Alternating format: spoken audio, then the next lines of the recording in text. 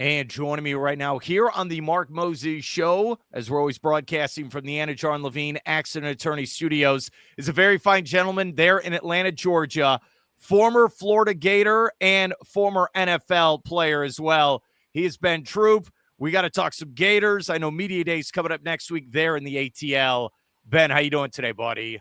Mark, I'm super duper humble to be on with you, man. Let's have some fun, sir. Yeah, you're absolutely right. I've been very kind of hesitant talking football the last couple weeks with all these other sports going on. But I feel like since July 1st happened last week, do you start to feel that like, okay, football is right around the corner, Ben?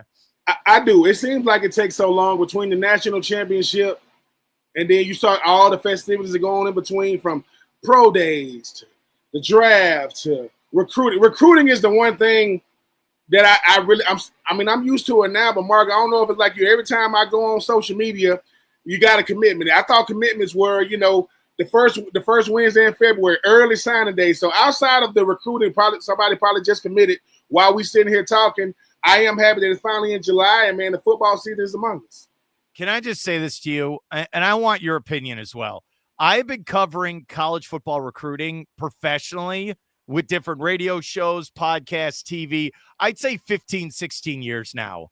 And I'm at the point where I really don't care if you're blessed, you got an offer, or you're signing. Okay. My thing is, I am not going to celebrate a recruit until he is on the football field with his helmet on playing for your team. Because I've had it after a while. How about you, Ben? I think you listen. You might have just helped out a lot of grown men that's in this space. Cam Newton, big fan of Cam. He does this thing C1N. That's a 7-on-7, and he be telling these players, "You don't got 40 offers. You probably got 4 teams you even considering going to the teams." It used to be. I used to think it was a flex. I mean, how many offers you got? How many offers you got? Like my dad, I remember when I was in the NFL, I had 5 cars. My daddy said, "Boy, you ain't got but 2 feet." That's how I look at all these teams. Number one, most of these teams, either you play with them even though we back to NCAA 2026, most of these players don't even know what these teams are. Okay, you want to play for state school? Where is that school at? If the school's name or if the state is not in the name of the school, I remember you got players going to Georgia thinking it's in Atlanta. It's not. It begins with an A. It just ain't Atlanta. So I agree with you. And I've been telling these players, most of y'all, I see why y'all have 30 hats in front of y'all. Y'all take them because you probably giving us your transfer portal journey. Because some of y'all are not going to stay to the schools you go to. You didn't realize that college is really, really hard when you get there. You didn't realize that the last time I was the best player is when I left the high school I left. And I got 2 nephews in college football. One at Kennesaw State, right down the road from me. And he gets to school, and I'm telling him, I said, "Look, man, y'all need to watch the movie The Program. All the glitz and the glamour and the cheerleaders and the girl. That's just to get you here. We got you here now, youngin. Now we're going to see if you can help us." And our bottom line is winning. But, I'm blessed to get another offer. Man, pick the school you're going to go to. Actually stay there, regardless of what coach is there, and let's see if you pan out. Let's see that. Well, you played there in Gainesville for the Gators. I'll just ask you, I know it's been a while since you played there. I'm sorry to say it. I know I'm in my 40s as well. I get it, man. Why did you pick Florida with your recruitment? Why did you want to play there? And why did you pick that? Myself, Carlos Rogers, who ended up going on to win the Thorpe Award and first round pick out of Albany, a guy named Isaac West who went to Furman, if I haven't checked this, but I think that Billy Napier might have thrown to my teammate Isaac West when they was at Furman together. I gotta check that, but right. I was the first big recruit of my time, Mark. I didn't go to a school that's putting out recruits. When we're getting recruits, you know how long it took us to realize they talking about us. Like, we hear this word recruit. And it took us a little while are we recruits now? Like, yeah, because we didn't. Now, we've had guys go to schools, but not the Floridas, not no Auburns, not that caliber. So, when I'm coming out, I got Georgia, you got Clemson, you got South Carolina, because I graduated high school from Butler High School in Augusta, Georgia. Augusta is on the border of South Carolina. So you could go over a bridge, you in South Carolina. Having Tommy Bowden, Lou Holtz, Jim Dunn, and none of those guys are Steve Spurrier. With no disrespect to them. So, when the process first started, I got cousins that are like, 10, 11 years older than me. And they're telling me, "Hey, man, when Steve Spurrier come to your house, you don't tell that man no." At the time, I'm like, "Steve Spurrier, why would he come to my house Because like I said, I don't understand this process.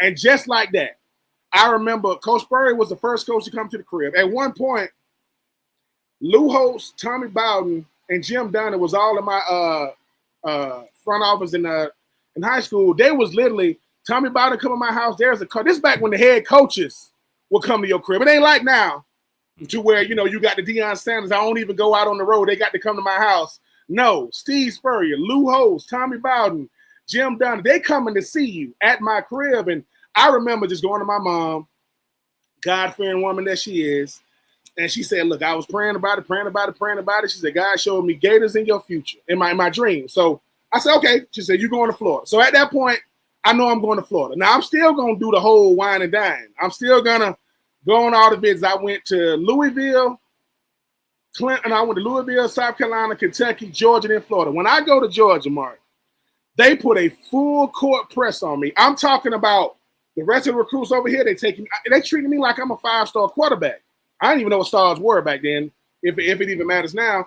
I walk into this office, they got pictures of me on the wall, but they got my face blacked out back when people read newspapers. They got the newspaper out, and I'm like, 2 touchdowns. And mind you, listen, they winning me over. And they said, don't go to Florida next week. That's when I realized, wait a minute, y'all know my schedule? Yeah, we know what your favorite meal is. We know what your favorite color is. And that's when I realized how different recruiting was, because I was supposed to go to a camp at Georgia Tech. That's when Georgia Tech recruited me. And I told him I couldn't come. I couldn't afford it.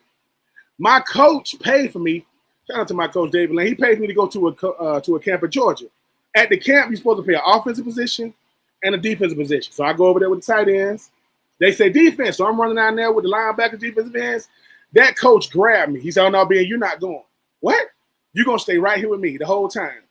And when I tell you, I'm like, wow, I'm naive, man. I graduated high school when I was 17. So I was really a 16, 17-year-old. For real. And I look up on the hill the last day of camp, but that go to Georgia Tech coach. The one that was recruiting me, he's looking at me like, really? But mind you, I didn't think much of it. He looking at me like, okay, so, my recruiting, it was Coach Spurrier the whole time, man. He was the rock star coach he is right now was what he was back. And this is at the height. This is, the spread offense. I mean, you talk about Jaquez, Reedale, even though those guys are older than me. And it was a chance to leave home. And let me say this. I have to always say, I did not pick Florida over those schools. Florida was my choice. I had Georgia, Clemson, South Carolina. Now, South Carolina didn't have a shot.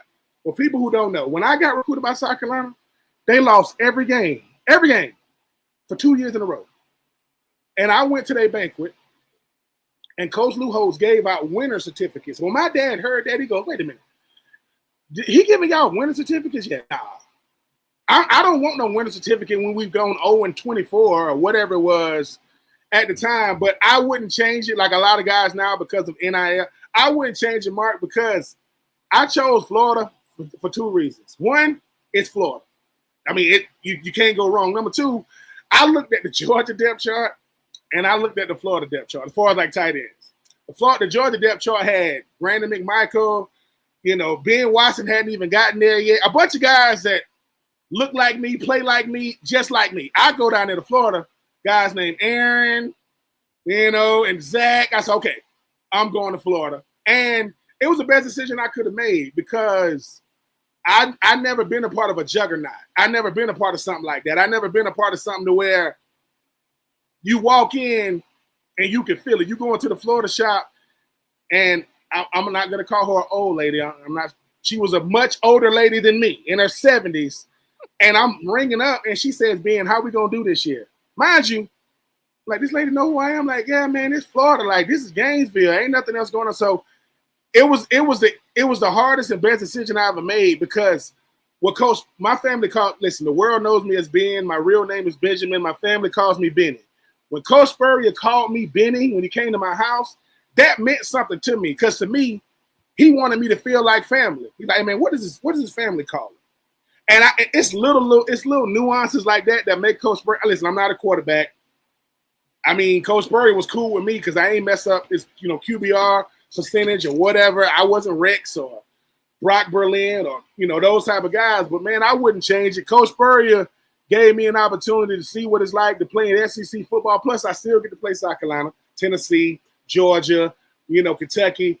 And it was fun, man. It ended up, I ended up with Ron Zook now. So I started off in a Learjet.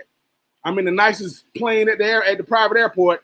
Then I got Coach Zook. I had to fly commercial. I had to get in the line, go through TSA, all that. But I wouldn't change it, Mark, man. These players now that say something like, I wish I went to Notre Dame or LSU. I say, y'all crazy. I chose Florida back then. I'll choose them right now, regardless of what they're doing or not doing. I know we're going to get to DJ Lagway, but yeah, man, I'm from Swainsboro, Georgia, a town about, well, when I was growing, it was probably like 3,000-4,000 people. It's probably up to 7,000-8,000 now, and I had a couple of babies since I came out the womb down there. But, man, to be able to represent a town that small, to give so much hope to so many people who you didn't know that many people was looking at you when I got, when I went down there. So, yeah, man, it was the best. It was cool. Great answer. I knew you've been holding that in for a while. I know you have. Ben's a great guy, former Florida Gator, former NFL player, especially with the Tennessee Titans. And I want to get to Lagway in a second, but it's what I think about with work, when I've lived all over the country, and I really feel this way, and I want your thoughts. Where are you needed and where do you want to go? There has to be a balance in there. And when I think of kind of a recruitment thing, and I think of all these guys who are 17, 18 on Twitter, constantly saying, I deserve this, I deserve that. Where are you needed? And where can you flourish and where can you grow? Do you feel like that's insight that some of these recruits need to hear if they're going to go play Division I football at a high level? Yes, but they need to really take it in, because the perception game is working so well on these players. Look, I'm not naive. You pick the coach first and the team second. That's what they do now. So Ryan Day walk in your living room, if Kirby Smart walk in your living room, if Dabo Swinney walk in your living room, that means something, because you know these guys when you see them. But the school as a whole, I got to look at the position I play. How is the position utilized at the school I play? And do I really see myself staying here? And the last part is the most important, because, as I mentioned, Coach Spurrier left and I stayed.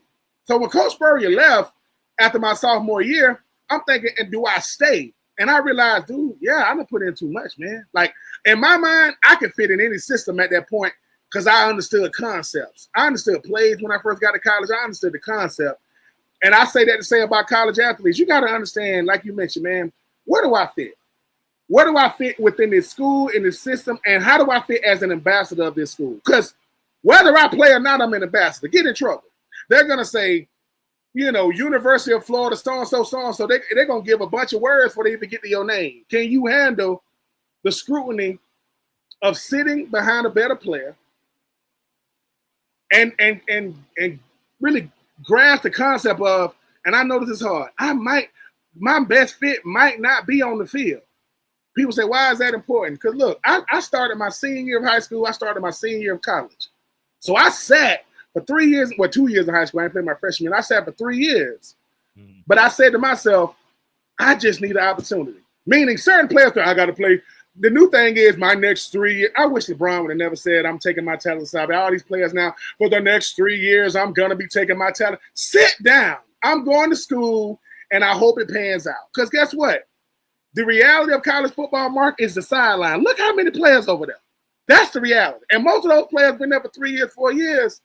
I say, where do I fit and where do I get a real shot to play? Meaning, if he better than me, I get it. But I don't want to go somewhere to where I'm really, really good, but ain't nobody pushing me. Ain't nobody really around me that's better. That's what high school is. I'm better than these guys, and I can kind of get away because my talent is better. And I like what you said, man. Like where do I want to go, but where am I needed? That's the one. Where am I needed? Do they need me here? The answer is no. Not a single college needs you. But can I make them need me when I get here? Absolutely. I can make them go, hey, dude, this dude right here. Because do coaches need players? Yes. Do they give off the perception that they don't? Yes. But I had to make myself an asset. I had to go to Florida and be there long enough to where, who this Troupe kid? Who this guy that I don't have to worry about him away from the field? I don't got to worry about the 1 o'clock, 2 a.m. phone calls. It ain't him. And it took me a long time to realize, wait a minute, you telling me if they can trust me, I'm going to play? Yep. If I can trust you when I can't see you, boy, you can play any day. Because ain't but one team going to win it, right? I think these players now, What's hurting them the most is social media, these stars next to their name, and these fake and these 35 offers. Like, stop offering them. Hey man, the guy that got his backboard is like his background is like 100 teams behind them. Cause they start thinking that they're better than what they are. So I do like the part is who, where am I needed? Where can I play? And can I help this team elevate? If I'm a quarterback, can I be a Johnny Manziel for Texas A&M? Because since he's left, we only watched him because they're in the SEC. Ain't no Johnny Manziel's coming through there. If I'm a tight end, can I be a Brock Bowers? Probably not. Can I be a Kyle Pitts? Probably not. Can I make people remember those players when I'm there? Yes. Oh, he reminds me of a block. It's that type of mindset because unfortunately, we think that NIL is the downfall of college football. No, it's the perception of what NIL is. My nephew's at Kennesaw State. He probably just cashed at me while we on this interview. Because the reality is, ain't but one Arch Manning, ain't but one DJ Lagway. And for every DJ Lagway and Arch Manning, you got 100 quarterbacks that just play the position. And I'm on the side of that. I'm on the side of, yes, I'm a half guy. I went to Florida. It's easy for me to say these things. I get it. But the USFs, the UCFs, the FAUs, the FIUs, the Bethune-Cookmans, the Ed Waters, those players are why I do what I do. Because guess what? All they going to get is a college experience. They ain't getting no NIL. If they got NIL, it's because somebody was really, really generous, and it ain't going to make the news. It ain't going to make the paper. It's gonna be it's gonna be a restaurant that was, listen, man, we were gonna throw these beef tips out anyway. Wait, man, we got like 30 pounds of them. Invite the team over and let's give them some food. So it's stuff like that. But I do like that. Where am I needed? Because if I can make a team that don't need me, I got a shot to play. But bigger than that, I got a shot to be remembered. That's the hardest thing. We've not talked in a while. I'll just tell you this. I've been to SEC Media Days multiple times, Nashville, Atlanta. I know it's next week's in Atlanta. It's a great event. When I see the money in that room with these athletic directors, these coaches, and these presidents, that's when I'm like, you have to pay the players. You have to. This is ridiculous how much money these guys in the suits are making. So I go that route where I'm like, you got to pay these players. Then at the same route, when I see, here's my example. We had a guy named Isaiah Bond in Alabama, a wide receiver who played for Nick Saban. And I get it. Saban retires, maybe doesn't want to play for the Boar. But you're at Alabama. You're going to be a top pick. No, I'm going to go play for Texas for top knowledge. What? That's the one I don't understand. Look, it's your decision. But what you said, I'm going to stick it out. I'm a Gator. In those situations, if you're at Bama, you shouldn't have to transfer to a number school. I know you're getting a bigger bag. That's the part I don't get. I'm sorry I have to tell you that, Ben. That's all I No. You're not wrong. Certain times, right? Somebody goes, do you just want a bigger house? Yeah. Why? You don't even know. You don't even utilize this house now. You want a faster car? Yeah. Because that's all you're getting. Oh, so you don't like crimson. You want a burnt orange house. Yeah. Like, and I get it. You know, when people start saying those type of things, but that's why people don't like college athletics, because the have-gots don't ever got enough. Like, dude, wait a minute. You at Alabama. Look, I get it. Texas is the flagship university in Texas. What you think Alabama is? And that's taking nothing away from Auburn. Alabama, Coach DeBoer didn't realize how big college football was till he got to Tuscaloosa. Like, I hear watching it, man, it slows down. No, dude, this is every day. We are the professional team in this state. We are. That's why the SEC, outside of, you know, maybe like College Station and Austin, that's why these towns are not that big. Tuscaloosa ain't big. Gainesville ain't big. Athens ain't big. I don't want nothing going on but this. I want to take over these. And so when the Isaiah Bonds of the world happen, what he really does is he makes the next Isaiah Bonds think he got the same leverage, and you don't. See, those guys be thinking, man, I'm at Alabama, man, but that ain't enough. Yes, it is. It's like, no, what he's really saying is I can't deal with the pressure of going to Alabama. I'd rather go to Texas, to where all I got to do is be fast, look nice, you know, go to the college football semifinal, you know. But I don't know what some of these players want, because when people say, hey, man, you think they're going to get drafted and still got that same desire, who cares? You got enough NFL players that didn't come through the NIL era, they're going to dominate them. They're going to say, I ain't worrying about him. If he don't want to play because he's coming in the league with millions, he can watch me play. He can watch me go out there and do it because I got drafted. I remember in 2008 when Dexter Jackson out of Appalachian State, I think he was a part of that. I think he was a part of that Michigan. He was part of the App team that beat Michigan. That boy could run a 4.2. And I told him the last time, I said, "You the fastest guy on the field." I said, "But see those guys on punt coverage? Yeah, they got bills to pay. They got alimony and mortgages and child support. A defensive lineman will run you down." He's like, "Ben, ain't no way." He lasted 2 years in the league. And second round pick.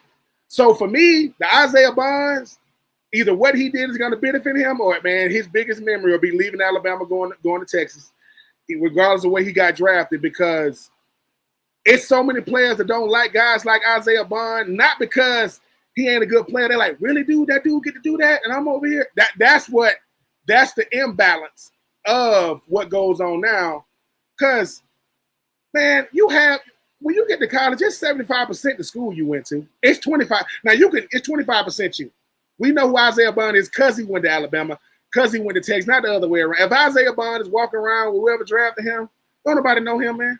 Like, and that's what people don't get. Hey, man, I'm Isaiah. You can have your jersey on, youngin. Ain't nobody gonna know you like that. But if you go to Alabama and you leave, like, what is better than Alabama for football? That's my point. I don't get it. I just don't get it. All right. I'm sorry we had to go on. And look, Isaiah Bond's probably a nice guy. You know, of course. Yeah, like he is. But that was his decision, and I hope he enjoyed it. Yeah. All right, let's go to DJ Lagway.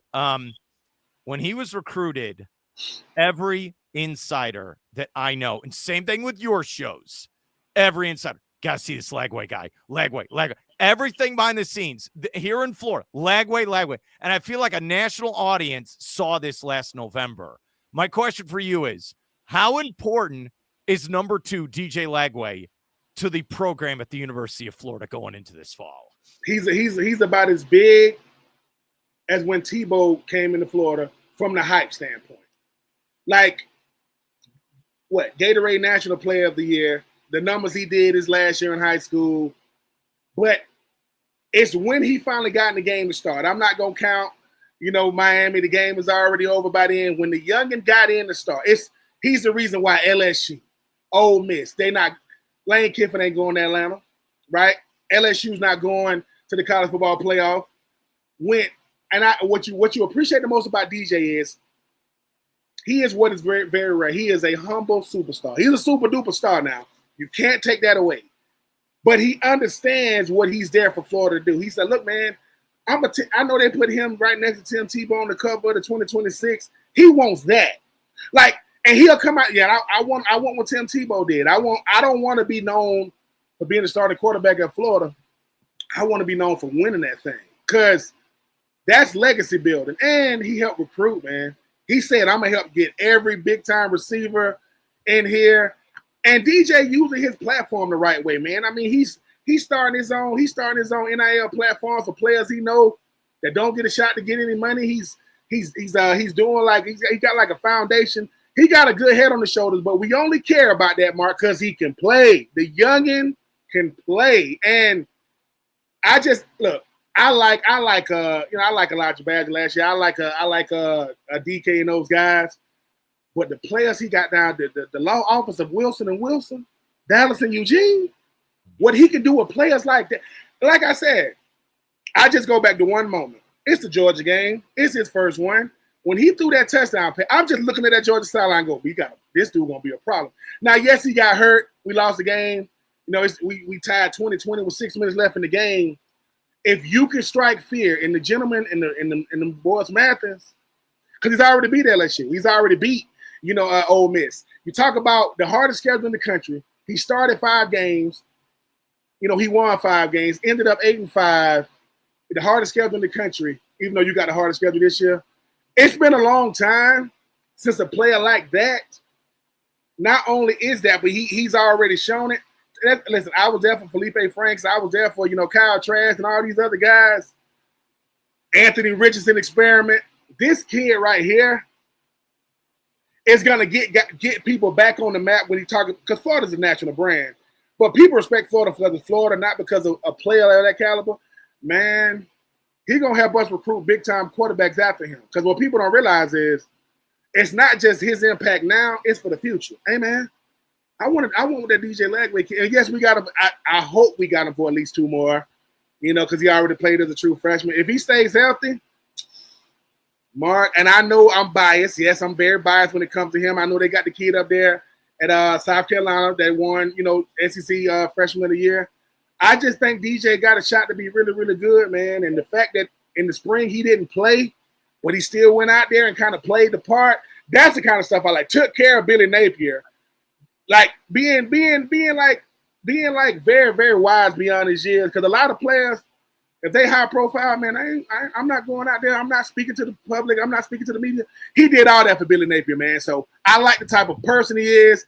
He just happened to be an incredible talent as well. If you go back to last year, so they get humiliated by Texas A&M at the Swamp. I swear, I had so many people texting me saying Napier's finished. It's over. It looked like it after that game. Mm-hmm. And the weirdest thing happened, Ben. They take on UCF with Gus Malzahn at the Swamp. Yep. Most bizarre game. And UCF is like 3-1 going into that game. You think they're the better team.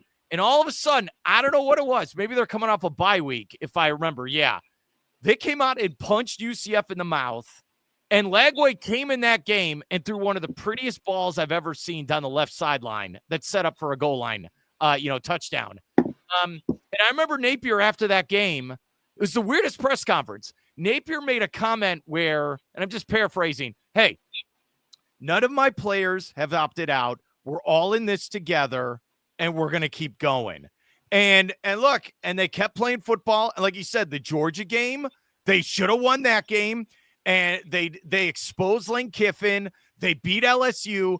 I think people forget that Napier was supposed to be fired, and this was a disaster. So it's weird to think now. Lagway saved Napier's job by playing football games last November. My follow-up to you then is, with another hard schedule, LSU in September, Miami on the road, the gigantic game, Texas at the Swamp to start. What are your thoughts then? Is it another gauntlet, or are you more excited for this season then? I'm both. It is a gauntlet, yeah. But the great part about it is the two things you got to have in college football. You got to have a coach that's been there, that's been through it. You got to have a quarterback that can help you win games. Florida got both. The fact that DJ Lagway happened to come into college when they got the hardest schedule in college football, and he faced it. He didn't run from it. Yeah. Graham Mertz was such a great teammate to him when he got hurt, man, to help to be the eyes and the ears for that young man when he's on the sideline. And no excuses. Like if you are Billy Napier, you saying, look, I got my guys. I'm an incredible Dan Mullen is a better play caller than me. I am a better recruiter than Dan Mullen, without a doubt. Now I got a guy that can make my simple play calls look complex because of who he is. The best play I seen DJ Lagway make last year, and nothing against Florida State, they got this D tackle all over DJ. Comes out the tackle and makes a throw on the run. The DJ Lagway, if he understands this, sometimes DJ, you can't give your body up. Sometimes you got to throw it away. We need you for all the regular season games to have any shot at the postseason, no matter what that looks like or don't look like. And I think the greatest thing about DJ is it's his first year. He understood, okay, this is what Florida is. This is what SEC football is. This is what being a part of the college football landscape is. Because Florida is important to college football and the SEC. Certain schools are just in the SEC. Florida is a national brand, and we finally got a face. Like, your head coach is supposed to be the face, but I need a player. DJ is the player. He's nationally known now, but he's not nationally known because he played at Florida. He's nationally known because how he played at Florida, and it ain't gonna be easy. I mean, we got so many night games this year. It's ridiculous. We got LSU on the road, so it's gonna be a listen. We got Kentucky, which is never ever an easy place for us to go in there and win. Tennessee at home helps. Texas, it's gonna be Arch Manning versus DJ Lagway in the Swamp, dude. That you can't pay for stuff like that. Dude, I already have people asking me, oh, can you get me tickets? No, are you crazy? You can sell your car if you want to go to that game. And it's interesting where LSU's early, like in September. Usually there's that gauntlet later in the season, but they're going early with that. They are. All right, what did you say? The law office of Wilson and Wilson. The law office of Wilson and Wilson. Listen, man, all we do is deal with DBs all day long. We are making sure the DBs have a really, really bad day. Eugene Wilson coming back to Florida, coming off an injury with something to prove. Dallas Wilson asking out of my national letter of intent. Dan Lanning, I give him a lot of credit. A lot of coaching would have fought that, man. You ain't leaving. We got you here. Let that man out. Vernell Brown the third. I played with his daddy, Vernell Brown, when I was at Florida. That's awesome. We got two. Listen, Khalil Jackson, the son of Willie Jackson, the nephew of Willie Jackson Sr., the nephew of Terry Jackson. That Jackson lineage is there. I mean, you talk about Ball, you talk about Jacoby Jackson, you talk about Trayon Webb. We got an offense that if we just don't do nothing crazy, we should give people fits. Because Hayden Hanson and Tony Livingston, those guys at tight end, we got the best center in the country in Slaughter. We got an offensive line that's as good as any in the country. I think that top to bottom, DJ stays healthy. We stop going forward on fourth down. That's if we're not getting it, Coach Knapp, punt it away. I don't want to hear you look at the stat box score. I was like, do we say 4 for 9 on fourth down? Dude, because that's that you're flipping the field for the offense, for the opposing offense. They have to punt. So we do stuff like that, and we get creative on third down. I don't want to see no horizontal passes, man. Vertical. We throw it this way, not that way. I got so sick of this, so we're gonna throw it out to him. He make a play. How about he just run 10 yards and hook up? First down, move the chain stuff. But I think Billy Napier, hopefully, he's grown as a play caller, because when you get predictable as the season goes on, I don't care who you got at quarterback. You're going to play right into their hands. If it's 3rd and 6 and we're running 5-yard routes, come on, man. That's not winning football. They're going to tackle you at 5 yards. We're out the field. But I just like the fact that we got a quarterback in DJ. You're ready. You're man. I'm ready. All day long. Yes, you are ready. I know it's only like July 8th today, but you are ready for this. Yeah. Before I let you go, okay, what can we check out with your coverage for your different podcasts, all that stuff? The floor is yours, buddy. Man, I do Winning the Division NFL podcast on Monday nights. It comes out during the week. I do. Okay. It's called Win the Division is up. With Ryan Smith. In my time in the NFL, Mark, they used to always talk to us about control what you can control. So win your division, you don't got to worry about wild cards. I play for the Titans, so we don't get in. We wasn't winning my division then. We had the freaking coach with Peyton Manning and Dallas Clark and Marvin Harrison and Reggie Wayne. The fact that they let us beat them time to time, helped me with my confidence. And then I do the fan in the end on Wednesdays, another NFL podcast. And during the fall, man, coming up, I do no weddings in the fall, to where I'm just talking all things college football, NFL football, and coming up here soon. Me and my guy BJ Bennett, we gonna have this podcast called The List, to where we ain't doing top 10 lists. We doing top 8, top 7. We think top 10 is easy. We're gonna be talking all things the worst college football fan bases, so all college football base. So we're gonna have people mad. Like an example, what's the biggest brand of college football that will never win a national championship? Oregon. It's not gonna happen. And I'm looking forward to making a lot of people mad, because everybody hears about a list until you're not on it. You're looking like, wait a minute, my name ain't on it? No, you ain't make the list. So I'm going to have to do the top 8 Georgia Bulldogs of all time. I'm not going to tell you who my number 1 Georgia Bulldog is, but I give you a hint, it ain't Herschel. And you don't got to like it. So I'm going to have my Georgia fans mad at me. So, yeah, we're looking forward to doing that. When are you sleeping? After a while, you're going to be like, oh, I have also a wedding podcast with my wife. Well, you know what? This is what I read. Coming from ESPN Radio, I get. I'm so humbled to have been on ESPN Radio. I kept saying this when I was on the radio. I said, dude, this is before podcasts got what it is now. I said, dude, you think it's ever going to be a medium that's going to make us dinosaurs? Not realizing that podcasting was going to come with it became. What I like the most about a podcast is I talk about what I want to talk about. I don't have a program director. I don't have, it's just me, the producer, and the other co-hosts. And like me and you, Mark, man, we get to sit here and, have fun. And to those people on X and TikTok and Instagram tweeting me saying, Ben, you're a crazy person. No, sir, you're a crazy person, because you don't be listening to me. I told y'all I don't go to Vegas because I don't bet my money. My wife takes all my money. Number two, I'm just on here talking trash about things I know. I know college football. I know NFL football. If I'm talking about hockey, throw it away. And I know this much about baseball because I'm a Braves fan. That's the only pro sports team. I'm a Falcons fan, Braves fan, Hawks fan. So I don't get to talk much trash. No, you don't. No, not a thing. So outside of Ronald Acuna, I appreciate Trey Young, and I appreciate the fact that we got Michael Penix. But when you're a Falcons fan, we give a 37-year-old, geriatric named Kirk Cousins $100 million to look average. And now he's talking about, I hope I get to play with the Falcons again. Dude, get out of here with the nose. Okay. I'll start a fight with your stuff, and I'll let you go. And I appreciate coming out with me. I've been here 12 or 13 years now here in Florida, covering all the different teams for college football. I think the Florida State rivalry is not what it used to be.